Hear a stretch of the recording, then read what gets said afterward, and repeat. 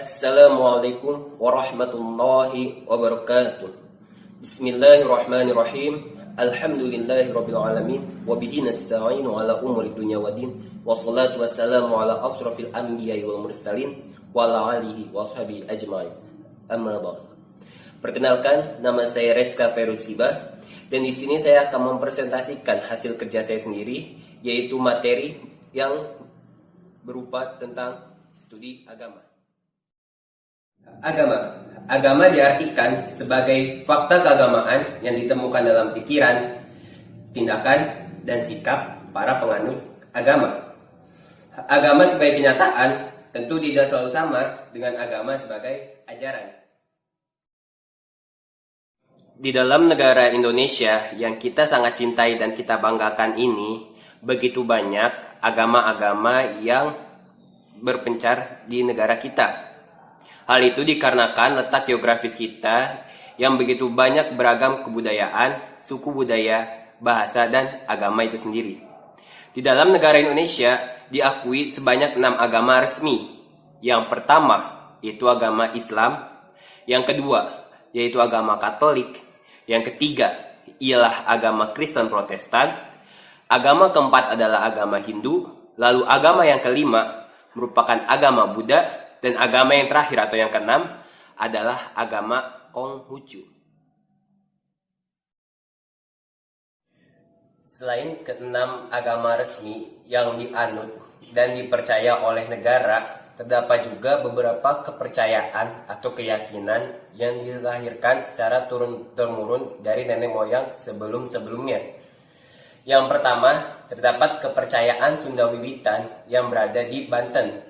Lalu ada juga kepercayaan di Jawa, yaitu bernama Buhun, lebih tepatnya di Jawa Barat. Lalu ada kepercayaan Kejawen yang ada di Jawa. Setelah itu ada kepercayaan Parmalim yang diakui oleh Batak. Lalu ada kepercayaan Marapu yang berasal dari Sumba. Yang keenam ada kepercayaan Kaharingan, yaitu dari Kalimantan. Dan yang ketujuh atau kepercayaan yang terakhir ialah Aluk Todolo, yaitu kepercayaan yang diakui oleh para suku dari tanah Toraja. Metode empiris kajian Islam. Yang pertama ialah ilmu sejarah atau tarikh. Yang kedua ilmu hukum Islam atau fikih. Yang ketiga ada hubungan sosial yaitu muamalah. Yang keempat hukum kriminal atau jinayah. Dan yang kelima ialah tata negara atau siasat. Itu merupakan kelima jenis-jenis metode empiris dalam kajian Islam. Selanjutnya merupakan pembahasan tentang masalah sosial yang perlu dikaji atau diteliti ulang.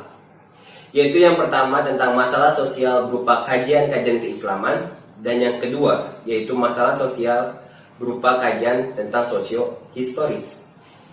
Yang pertama yaitu kajian-kajian keislaman.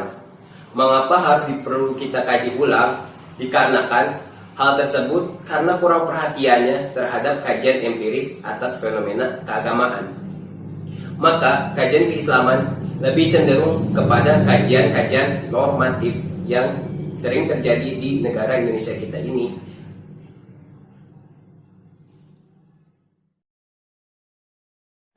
Selanjutnya yaitu masalah sosial yang perlu dikaji atau diteliti ulang merupakan masalah tentang kajian sosiohistoris yang telah saya sebutkan sebelumnya.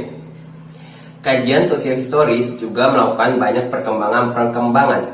Demikian pun seterusnya yang berawal dari zaman awal kemerdekaan yang dipimpin oleh Bung Karno, lalu zaman yang dipimpin oleh Pak Soeharto, dan hingga sampai saat ini yang merupakan zaman reformasi.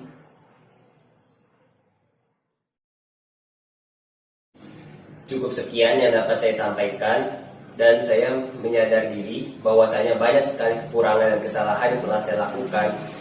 Dengan demikian, saya mengucapkan permohonan maaf yang begitu sebesar-besarnya. Tidak lupa saya ucapkan terima kasih karena telah menyempatkan waktunya untuk memahami penjelasan yang telah saya sampaikan. Sekali lagi, kurang lebihnya saya mohon maaf. Billahi taufiq wal hidayah. Wassalamualaikum warahmatullahi wabarakatuh.